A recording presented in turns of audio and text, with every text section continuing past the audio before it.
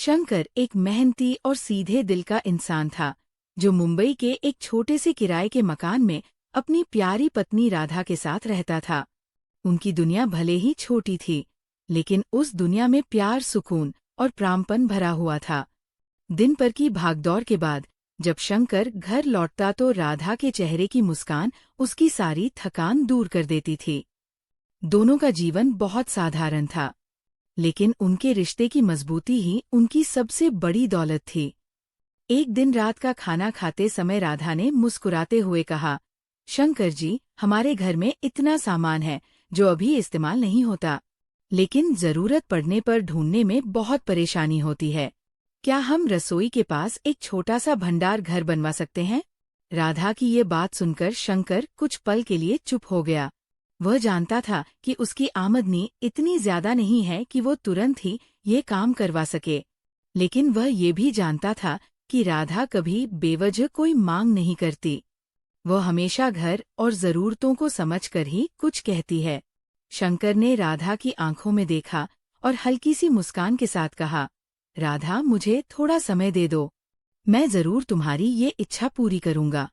राधा ने भी बिना किसी शिकायत के उसकी बात मान ली और कहा, मुझे आप पर पूरा भरोसा है।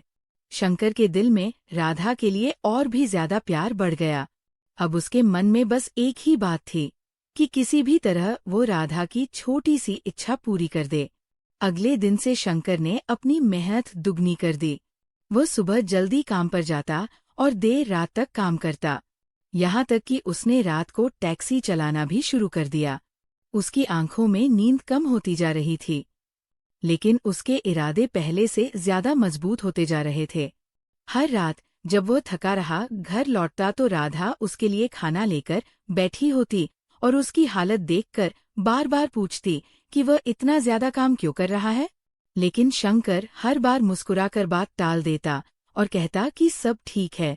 धीरे धीरे 2 महीने बीत गए और आखिरकार वह दिन आ गया जब शंकर ने इलाके के मशहूर मिस्त्री रामबाई को बुलाया और घर के पास छोटा सा भंडार गहरा बनवाने का काम शुरू कर दिया। कुछ ही दिनों में रसोई के बगल में एक छोटा सा कमरा तैयार हो गया। जब राधा ने वो कमरा देखा तो उसकी आंखों में खुशी के आंसू आ गए। उसने शंकर की तरफ देखा और बिना कुछ कहे उसे गले लगा लिया। उस पल शंकर को लगा कि जैसे उसकी सारी मेहनत सफल हो गई। उसे ऐसा लगा जैसे उसने दुनिया की सबसे बड़ी खुशी हासिल कर ली। लेकिन उसे क्या पता था कि यही छोटा सा कमरा उसकी जिंदगी में एक अजीब सा बदलाव लेकर आने वाला है। कमरे के बनने के कुछ ही दिनों बाद शंकर ने महसूस किया कि राधा का व्यवहार धीरे धीरे बदलने लगा है और वो पहले जैसे मुख कुछ मिजाज नहीं रही थी। वह अब छोटी छोटी बातों पर चिड़ी चिड़ी हो जाती और कई बार उसे अकेले में चुपचाप बैठा हुआ देखा जाता। कभी कभी तो शंकर उसे चिपकर रोते हुए भी देखता। ये सब देखकर शंकर बहुत परेशान हो गया था, क्योंकि उनकी शादी को कई साल हो चुके थे, लेकिन आज तक उनके बीच कभी इस तरह की दूरी नहीं आई थी। भगवान ने उन्हें संतान का सुख नहीं दिया था, लेकिन इस बात को लेकर कभी दोनों के बीच कोई शिकायत नहीं हुई थी। दोनों हमेशा एक दूसरे के साथ खुश रहते थे। शंकर अपनी कमाई में से थोड़ा सा बचाकर कभी राधा के लिए फूल ले आता तो कभी उसे समुंदर किनारे घुमाने ले जाता। लेकिन अब राधा को ना बाहर घूमने का मन करता था और ना ही वह पहले की तरह कोई फरमाइश करती थी।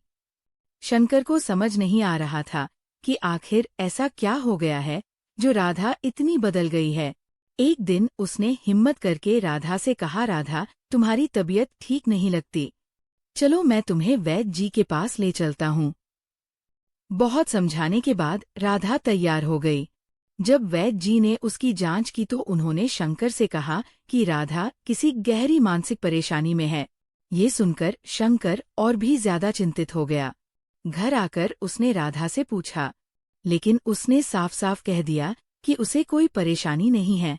शंकर को लगा शायद ये संतान न होने की वजह से है, लेकिन जब उसने इस बारे में फिर से बात करने की कोशिश की तो राधा अचानक गुस्से में आ गई और बोली, मुझे अब किसी इलाज की जरूरत नहीं है, मेरे पास बच्चे पालने का समय नहीं है। राधा की ये बात सुनकर शंकर बिल्कुल हैरान रह गया। वो समझ ही नहीं पाया कि इस छोटे से घर में आखिर ऐसा कौन सा काम है जिसकी वजह से राधा के पास समय नहीं है। ये बात उसके मन में एक गहरा शक पैदा कर गई, लेकिन वह फिर भी चुप रहा क्योंकि वह राधा को दुखी नहीं करना चाहता था। धीरे धीरे उनके बीच दूरी बढ़ने लगी। एक दिन शंकर ने ऑफिस जाते हुए राधा से कहा कि आज वो जल्दी घर आएगा और अपने कुछ दोस्तों को भी साथ लाएगा। उसने राधा से चाय और पकोड़े बनाने को कहा, लेकिन इस पर राधा का चेहरा अचानक बदल गया और उसने गुस्से में कहा कि मैं ये सब नहीं कर सकती। मैं क्यों करूं? ये सुनकर शंकर को बहुत बुरा लगा, क्योंकि पहले भी कई बार वो अपने दोस्तों को घर लाया था और हर बार राधा ने खुशी खुशी उनका स्वागत किया था। लेकिन आज उसका ये बदला हुआ व्यवहार शंकर को अंदर तक चुभ गया। उस दिन दोनों के बीच बहुत झगड़ा हुआ और शंकर ने अपने दोस्तों को आने से मना कर दिया। इसके बाद कई दिनों तक घर में सन्नाटा छाए रहा। शंकर हर पल यही सोचता रहा कि आखिर राधा को क्या हो गया है और वह इतनी बदल क्यों गई है।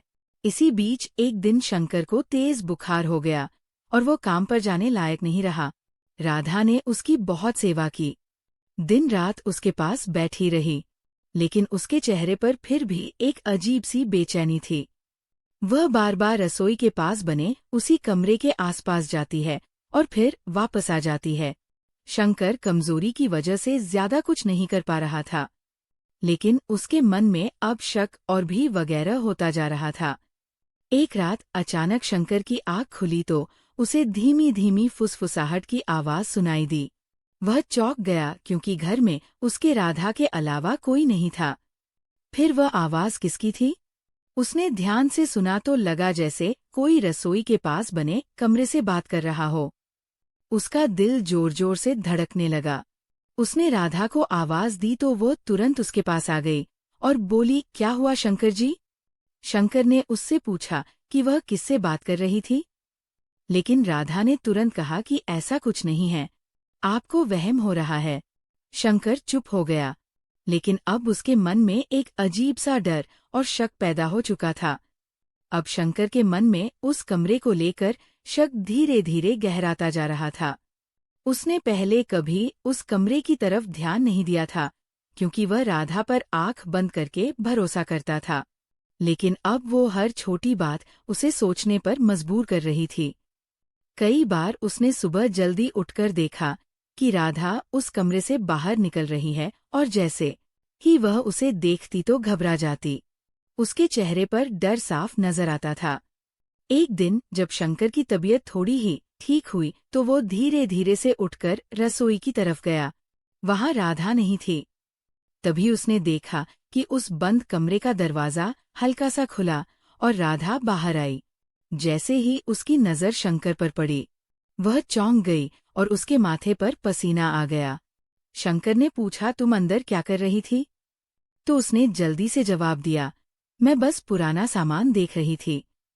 शंकर ने उस समय ज्यादा कुछ नहीं कहा, लेकिन अब उसके मन में ये बात बैठ गई कि जरूर कुछ ऐसा है जो उसे छिपाया जा रहा है। दिन बीतते गए और शंकर की बेशानी बढ़ती गई। अब वो हर समय इसी सोच में डूबा रहता कि आखिर उस कमरे में क्या है। कई बार वह उस दरवाजे को खोलने की कोशिश करता, लेकिन हर बार राधा किसी ना किसी बहाने से उसे वहां से हटा देती। कभी उसे पानी लाने को कहती, कभी कोई और काम दे देती। ऐसा लगता था जैसे वो वायरस में उसे कमरे की रखवाली कर रही हो। शंकर अंदर ही अंदर घुटने लगा था। वह ना तो खुलकर कुछ पूछ पा रहा था और ना ही सच्चाई जान पा रहा था। एक दिन सुबह जब शंकर ऑफिस जाने के लिए तैयार हुआ तो उसने देखा कि राधा घर में कहीं नजर नहीं आ रही थी। उसने सोचा कि वह रसोई में होगी, लेकिन वहां भी कोई नहीं था। उसने पूरे घर में देखा, लेकिन राधा कहीं नहीं मिली। तभी अचानक उस कमरे के अंदर से हल्की सी आवाज सुनाई दी। उसका दिल एकदम से तेज धड़कने लगा। वह धीरे धीरे उस दरवाजे के पास गया और उसे खोलने की कोशिश की, लेकिन दरवाजा अंदर से बंद था। वह भी सोच ही रहा था कि पीछे से राधा आ गई और बोली, आप यहाँ क्या कर रहे हो? शंकर ने कहा, तुम कहाँ थी? तो उसने जवाब दिया, मैं बस अंदर सामान ठीक कर रही थी। शंकर ने इस बार भी कुछ नहीं कहा, लेकिन अब उसके मन में शक और भी मजबूत हो गया था कि उस कमरे में जरूर कोई राज छिपा है जो उसे छिपाया जा रहा है। उस दिन के बाद से शंकर ने ठान लिया कि वह सच्चाई जानकर ही रहेगा। उसने अपने बचपन के दोस्त किशन से इस बारे में बात की। किशन ने उसकी बात ध्यान से सुनी और फिर उसे पास के गुरुजी के पास ले गया। किशन का मानना था कि गुरुजी ऐसी बातों को समझ सकते हैं जो आम इंसान नहीं समझ पाते। तब शंकर ने गुरुजी को सारी बात बताई, तो उन्होंने कुछ देर आंखें बंद करके सोचा और फिर कहा, तुम्हारे घर में किसी बुरी शक्ति का साया है जो तुम्हारी पत्नी को अपने वश में कर रही है। ये सुनकर शंकर एक पल के लिए डर गया, लेकिन उसके दिल को ये बात बुरी तरह सही नहीं लगी। उसने राधा पर इतना भरोसा किया था, वो मान ही नहीं पा रहा था कि वह किसी बुरी शक्ति से प्रभाव में हो सकती है। फिर वो पूरी तरह इस बात को नजरअंदाज नहीं कर पा रहा था। अब उसका मन और भी ज्यादा उलझ गया था। एक तरफ गुरु जी की बात थी और दूसरी तरफ उसकी अपनी ही समझ। वो समझ नहीं पा रहा था कि किस पर विश्वास करें। अब वो हर समय उस कमरे पर नजर रखने लगा। जब भी राधा वहां जाती वह चुपचाप उसके पीछे जाने की कोशिश करता, लेकिन हर बार कुछ ना कुछ ऐसा हो जाता कि कभी सच्चाई तक नहीं पहुंच पाता। कभी उसे आवाज साफ सुनाई नहीं देती तो कभी राधा अचानक बाहर आ जाती और वह छिपने पर मजबूर हो जाता। धीरे धीरे शक उसके अंदर गुस्से में बदलने लगा। अब उसके मन में अजीब अजीब ख्याल आने लगे। कभी उसे लगता है कि राधा किसी अनजान ताकत के सर में है, तो कभी उसे लगता है कि वह किससे किसी बहुत बड़ा सच छिपा रही है, और कभी कभी तो उसके मन में यह भी आता कि कहीं राधा का किसी और के साथ कोई संबंध तो नहीं है। ये ख्याल आते ही उसका दिल टूट जाता है, लेकिन वह फिर भी किसी नतीजे पर नहीं पहुंच पाता था, क्योंकि उसके पास कोई सबूत नहीं था। अब उसका मन पूरी तरह बेचैन हो चुका था। वो काम पर भी ध्यान नहीं दे पा रहा था। रात को नींद नहीं आती थी और दिन भर बस उसी कमरे के बारे में सोचता रहता था। वह कई बार गुस्से में आ जाता और सोचता है कि सब कुछ खत्म कर दे, लेकिन फिर राधा का चेहरा याद आते ही वो खुद को रोक लेता, क्योंकि वह उसे बहुत प्यार करता था और बिना सच्चाई जाने कोई बड़ा कदम नहीं उठाने चाहता था। अब उसने फैसला कर लिया था कि वह किसी भी हालत में उस कमरे का राज जानकर रहेगा, चाहे उसे कुछ भी करना पड़े। उसकी जिंदगी अब उसी एक सवाल के इर्द-गिर्द घूमने लगी थी कि आखिर उस कमरे के पीछे छिपा सच क्या है। अब शंकर के अंदर का धैर्य धीरे धीरे खत्म हो रहा था। उसका हर दिन बेचैनी और शक में गुजर रहा था। वह ना ठीक से काम कर पा रहा था और ना ही चैन से सो पा रहा था। उसके मन में बस एक ही बात घूम रही थी कि आखिर उस कमरे में ऐसा क्या है जो राधा उसे छिपा रही है। कई बार उसने सोचा कि वह सीधे राधा से उस सब पूछ ले, लेकिन हर बार उसके होंठ रुक जाते। उसे डर था कि कहीं बिना वजह वह अपने रिश्ते को नुकसान न पहुंचा दे, लेकिन अब हालत ऐसे हो गए थे कि चुप रहना उसके लिए और भी मुश्किल होता जा रहा था। एक दिन उसने पक्का इरादा किया कि वह सच्चाई जानकर ही रहेगा। उसने योजना बनाई कि वो ऑफिस जाने का नाटक करेगा और घर में छिपकर राधा की हर हरकत पर नजर रखेगा। अगले दिन सुबह उसने राधा से कहा कि वो काम पर जा रहा है और उसे आराम करने को कहा, क्योंकि उसकी तबीयत ठीक नहीं लग रही थी। राधा ने बिना कुछ सोचे उसकी बात मान ली। जैसे ही शंकर घर से बाहर निकला, उसने धीरे से दरवाजा बंद किया और फिर चिपटा वापस अंदर आ गया। वह दरवाजे के पास रखी पुरानी अलमारी के पीछे छिप गया, जहां से वो पूरे घर का नजर रख सकता था। उसका दिल जोर जोर से धड़क रहा था। तभी उसकी सांसें तेज हो रही थी। कुछ देर तक घर में सन्नाटा रहा। फिर धीरे से राधा उठी। वो बहुत संभल कर चल रही थी, जैसे उसे किसी बात का डर हो। वह रसोई में गई और बड़े ध्यान से नाश्ता तैयार करने लगी। शंकर छिपकर ये सब देख रहा था। उसे ये देखकर हैरानी हो रही थी कि राधा इतनी सावधानी से काम क्यों कर रही है। कुछ ही देर में उसने एक थाली में खाना और 2 चप चाय रखी और फिर धीरे धीरे उस बंद कमरे की तरफ बढ़ने लगी। शंकर की आंखें ये देखकर फैल गई क्योंकि उसने साफ देख लिया कि थाली में 2 लोगों का खाना रखा हुआ है। उसका दिल अब तेजी से धड़कने लगा। उसके मन में गुस्सा और शक दोनों एक साथ बढ़ने लगे। वह मन ही मन सोचने लगा कि आखिर वो कौन है जिसके लिए राधा रोज छिपकर खाना लेकर जाती है। उसके अंदर का विश्वास अब टूटने लगा था और उसकी जगह गुस्से ने ले ली थी। जैसे ही राधा ने कमरे का ताला खोला और अंदर गई, शंकर का सब्र टूट गया। उसने कुछ पल इंतजार किया और फिर धीरे धीरे अलमारी के पीछे से बाहर निकला। उसके कदम भारी हो गए थे, लेकिन उसका गुस्सा उसे आगे बढ़ने के लिए मजबूर कर रहा था। उसका मन अब ये मान चुका था कि राधा उसे धोखा दे रही है। वह दरवाजे के पास पहुंचा और अंदर से कि फिर वही धीमी पुसट की आवाज सुनाई दी। अब उसका दिमाग पूरी तरह गुस्से से भर चुका था। उसने बिना कुछ सोचे समझे दरवाजा जोर से खोल दिया और जोर से राधा का नाम पुकारा। उसकी आवाज में दर्द, गुस्सा और टूटे हुए विश्वास की झलक साफ सुनाई दे रही थी। उस पर उसे लगा कि उसकी जिंदगी का सबसे बड़ा सच शब्द उसके सामने आने वाला है और वो खुद को संभालने के लिए तैयार नहीं था। उसके हाथ कांप रहे थे, उसका दिल तेजी से धड़क रहा था और उसकी आंखों में आंसू भरने लगे थे। उसे लग रहा था कि जिस रिश्ते को उसने इतने सालों तक संभाला वह एक पल में टूटने वाला है। लेकिन जैसे ही दरवाजा खोला और उसकी नजर अंदर पड़ी, वो वही का वही जम गया। उसके सांसें जैसे रुक गई, उसकी आंखें हैरानी से फैल गई और उसके सारे ख्याल एक पल में बिखर गए, क्योंकि जो दृश्य उसके सामने था वो उसकी सोच से बिल्कुल अलग था और एक पल ने उसकी पूरी जिंदगी बदल दी। दरवाजा खुलते ही शंकर की नजर जिस दृश्य पर पड़ी, उसे देखकर उसका पूरा शरीर जैसे पत्थर हो गया। उसके हाथ कांपने लगे और उसकी आंखें आरने से फैल गई। उसके सामने राधा खड़ी थी और उसके हाथ में निवाला था जिसे वह किसी को खिलाने जा रही थी। लेकिन वह कोई और नहीं बल्कि उसकी अपनी सौतेली माँ कमला देवी थी। ये देखकर शंकर के पैरों तले जमीन खिसक गई। उसे समझ ही नहीं आया कि वह क्या देख रहा है। उसकी सांसें तेज हो गई और दिल जोर जोर से धड़कने लगा। राधा भी शंकर को सामने देखकर घबरा गई। उसके हाथ से निवाला गिर गया और वह कुछ बोल नहीं पाई। कमरे में एक पल के लिए सन गहरा सा नट छा गया। कमला देवी की आंखों में डर साफ दिखाई दे रहा था और राधा की आंखों में आंसू भर आए थे।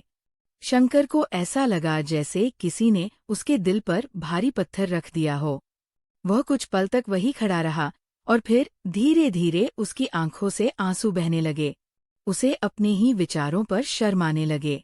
उसे याद आने लगे कैसे उसने राधा पर शक किया था, कैसे उसने उसके चरित्र पर सवाल उठाए थे और कैसे वह उसे गलत समझता था जबकि सच्चाई कुछ और ही थी। राधा इतने दिनों से उसकी माँ की सेवा कर रही थी, उन्हें छिप कर रख रही थी ताकि घर में कोई झगड़ा ना हो। शंकर की माँ बहुत मजबूरी में उसके पास आई थी। उनके पास रहने के लिए कोई जगह नहीं थी और राधा ने उन्हें अपनी माँ की तरह अपनाकर इस घर में जगह दी थी। लेकिन वह जानती थी कि शंकर अपनी सौतेली माँ को स्वीकार नहीं करता, इसलिए उसने ये बात उससे छिपाई थी ताकि उसका घर टूटने से बच सके। शंकर अब पूरी तरह टूट चुका था। वह धीरे से जमीन पर बैठ गया और अपने सिर को पकड़कर जोर जोर से रोने लगा।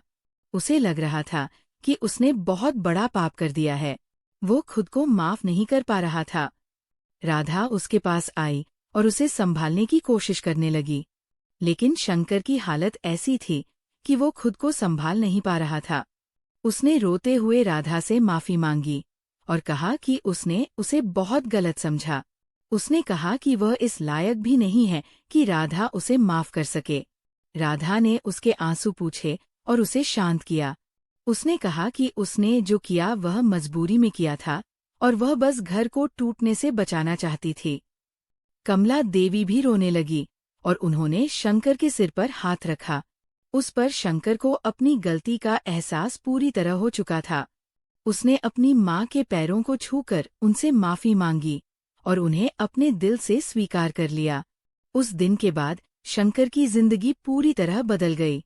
उसने अपनी माँ को घर में एक सम्मानित सदस्य की तरह बनाया और उनकी देखभाल की जिम्मेदारी खुद ली। अब राधा को भी कुछ छिपाने की जरूरत नहीं थी। उसके चेहरे पर फिर से वही मुस्कान लौट आई थी, जो काफी समय से गायब थी। शंकर ने महसूस किया कि राधा का बदला हुआ व्यवहार उसकी परेशानी और उसकी चुप्पी दरअसल उसके प्यार और त्याग का ही रूप था। वे दोनों पहले से भी ज्यादा करीब आ गए थे। उनके रिश्ते में विश्वास और समझदारी और भी गहरी हो गई थी। शंकर ने उस दिन के बाद से अपनी माँ को पूरे सम्मान के साथ पुकारना शुरू कर दिया और राधा के प्रति उसके दिल में और भी ज्यादा सम्मान बढ़ गया। इस घटना ने उसे सिखाया कि कभी कभी जो चीजें लगती है उनके पीछे बहुत बड़ी सच्चाई छिपी होती है और बिना सच्चाई जाने किसी पर शक करना सबसे बड़ी गलती होती है। अब उसका घर पहले से ज्यादा खुशियों से भर के आया था। जहां पहले शक और दूरी थी, वहां प्यार और अपनापन था। यही कहानी हमें ये सिखाती है कि रिश्ते विश्वास से बनते हैं और उन्हें मजबूत बनाए रखने के लिए समझदारी और धैर्य बहुत जरूरी होता है। दोस्तों, आपको कहानी कैसी लगी? कमेंट करके जरूर बताएं और आप चैनल पर नए हैं तो चैनल को सब्सक्राइब जरूर कर लें।